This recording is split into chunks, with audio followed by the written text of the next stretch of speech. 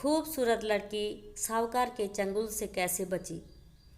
एक व्यापारी ने किसी धनी साहूकार से ब्याज पर पैसा उधार ले रखा था, लेकिन व्यापार में नुकसान हो जाने की वजह से वह साहूकार का पैसा लौटा नहीं पा रहा था।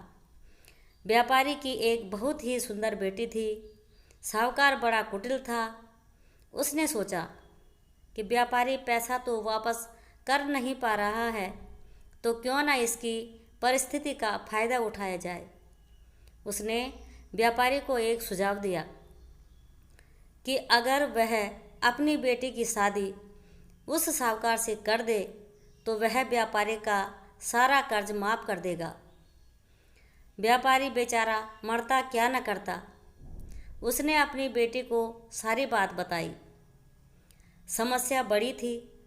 साहूकार अधेड़ उम्र का कुरूप व्यक्ति था। अब उस बेटी के आगे दो ही रास्ते थे। पहला, या तो साहूकार से विवाह करने से इनकार कर दे और अपने पिता को कर्ज में दबा रहने दे। दूसरा, साहूकार से खुशी से विवाह कर ले ताकि उसका पिता स्वतंत्रता से रह सके। लड़की ने साहूकार के आगे एक शर्त रखी कि साहूकार एक थैला लाए और उसमें 2 गोलियां डाले, एक सफ़ेद रंग की तथा दूसरी काले रंग की। इसके बाद लड़की उस थैले से आंख बंद करके कोई एक गोली निकालेगी। गोली अगर काली निकली तो लड़की साहूकार से विवाह कर लेगी और उसके पिता का कर्ज माफ़ कर दिया जाएगा।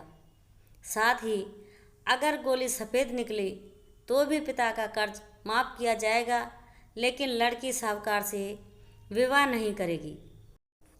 साहूकार तुरंत मान गया और जल्दी ही एक थैला लेकर आ गया।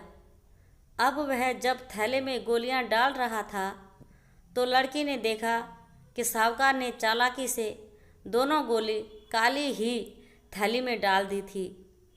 अब लड़की परेशान हो गई कि अब वह करे तो क्या करे। साहूकार का भांडा फोड़ भी दे तो भी वह दूसरी किसी चाल में उसको ज़रूर फंसाएगा।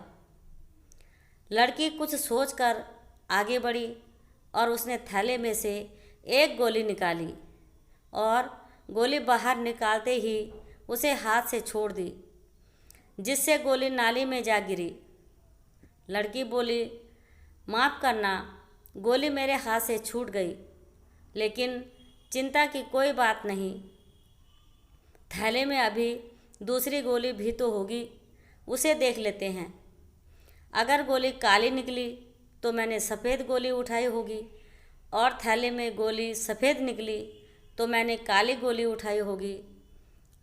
व्यापारी ने थैले में हाथ डाला तो देखा काली गोली निकली। व्यापारी बोला, आहा बेटी, थैले में काली गोली बची है, इसका मतलब तुमने सफ़ेद गोली चुनी थी। साहूकार बेचारा बोलता भी क्या, अगर बोलता तो चोरी पकड़ी जाती। इस प्रकार पिता का कर्ज भी माफ़ हो गया और बेटी ने अपनी रक्षा भी कर ली। तो दोस्तों, जब तक आप समस्याओं के समाधान के बारे में नहीं सोचेंगे तब तक आप समस्याओं में ही उलझे रहेंगे। अपने विचारों को खुलने दें, थोड़ा हट कर सोचें। यह सोचें कि हर समस्या का हल है, तो मेरी समस्या का भी कोई न कोई हल ज़रूर होगा। जब आप ऐसा सोचने लगेंगे तो यकीन मानिए आपकी समस्याओं के हल भी मिलना शुरू हो जाएंगे। जय श्री कृष्णा। और आपको यह कहानी कैसी लगी कमेंट करना, शेयर करना और चैनल को ज़रूर सब्सक्राइब करना। धन्यवाद।